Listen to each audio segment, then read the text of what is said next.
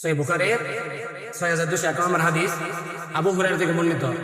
এক সাহাবী মসজিদে আসলেন, রাসূল সাল্লাল্লাহু আলাইহি ওয়াসাল্লাম মসজিদের পাশে বসা, সে সালাত আদায় করলো। তারপর রাসূল সাল্লাল্লাহু আলাইহি ওয়াসাল্লামকে সালাম দিল। রাসূল সাল্লাল্লাহু আলাইহি ওয়াসাল্লাম, ওয়া আলাইকুম সালাম, তোমার সালাত আদায় হয়নি, আবার যে সালাত করো। সে আবারও সালাত করলো, রাসূলকে সালাম দিল, রাসূল বলল, তোমার সালাত আদায় হয়নি, আবার যা করো। এভাবে দুইবার বা তিনবার হাদিসে আসছে। এরকম করার পরে সে বলল, ইয়া রাসূল, আমি তো জানি না, দরকার আমাকে সালাতটা শিখিয়ে দেন। তাহলে দেখেন, সালাত আদায় করতেছে কিন্তু সালাত হয় না। আমাদের সালাত কতটুকু হইতেছে আল্লাহ তাআলাই ভালো জানেন। তখন সাহাবী বললেন, ইয়া রাসূলুল্লাহ, আমাকে সালাত শিখিয়ে দেন। তখন রাসূল সাল্লাল্লাহু আলাইহি ওয়াসাল্লাম বললেন, যখন তুমি সালাত শুরু করবে, উত্তম রূপে উযু করো, তাসবিগিল বুদু, উত্তম রূপে খুব পুঙ্খানুপুঙ্খানুভাবে উযুটা ভালো করে করো। তারপরে তোমার কিবলাটা নির্ধারণ করো, কোন দিকে তোমার কিবলা।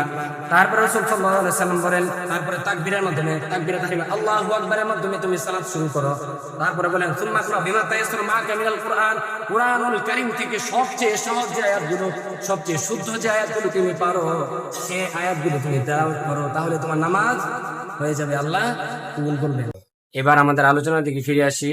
আমরা আলোচনা করতেছিলাম নামাজের আরকাম আহকাম, 13 ফরজ নিয়ে। আমরা বলেছিলাম নামাজের বাহিরে 7 ফরজ। অথচ আমরা নামাজের বাইরে 7 ফরজ নিয়ে আলোচনা করেছিলাম। আপনাদের মনে আছে কিনা যে নামাজের বাইরে 7 ফরজ গুলো কি কি? শরীর পাক, সবসময় আমাদের শরীরটা কি নামাজের জন্য পাক রাখতে হবে। এই জন্য যুবকরা যারা আছে, মুরব্বীরা যারা আছে, চেষ্টা করা সবসময় ঢিলা কলপ ব্যবহার করা, যেন নিজের কাপড়টা পবিত্র থাকে, নিজের শরীরটা পবিত্র থাকে। ঢিলা কলপ ব্যবহার করা। হ্যাঁ, প্রস্রাবের পরে, পায়খানার পরে আমরা কি ঢিলা কলপ ব্যবহার করব, ভালোভাবে পানি ব্যবহার করবো, যেন আমরা পবিত্র থাকতে পারি। তারপর 2 নম্বর কি? নামাজের জায়গা পাক। হ্যাঁ, 2 নম্বর হচ্ছে কাপড় পাক। আমরা যখন নামাজ পড়বো, আমরা যে কাপড়টা দিয়ে নামাজ পড়বো, আমরা যেন শিওর থাকি যে আমাদের কাপড়টা পবিত্র আছে। ওই কাপড়টা দিয়ে কি আমরা সালাত আদায় করব, নতুবা নামাজ আদায় হবে না। এটা হলো 2 নম্বর ফরজ। নামাজটা পড়া যেমন ফরজ, এই নিয়মগুলা মানাটাও ফরজ। 2 নম্বর কি? আমাদের কাপড় পাক থাকা। 3 নম্বর নামাজের জায়গা পাক। আপনি যে জায়গাটায় নামাজ পড়বেন, ঘরে পড়েন বা যে জায়গায় আপনি সালাত পড়েন, খেয়াল করবেন যেন জায়গাটা পাক থাকে। এই জন্য আমরা জায়গা পাক হওয়ার ব্যাপারে সন্দেহান থাকলে যাই নামাজ বিছিয়ে তারপরে আমরা কি সালাত আদায় করি।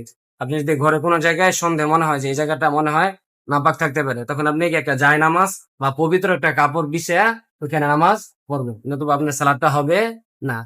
কারণ 3 নম্বর ফরজের মধ্যে হলো যে সালাতের জায়গাটা পাক থাকতে হবে। তারপরে কেবলামুখী হওয়া। আমরা যে জায়গায় যাই, নতুন কোনো জায়গা যদি হয়, আর যদি কেবলাটা আমরা না জানি, না চিনি, তখন কারো কাছ থেকে জিজ্ঞাসা করে বা মোবাইলের অ্যাপস এর মাধ্যমে, বর্তমান আধুনিক সিস্টেম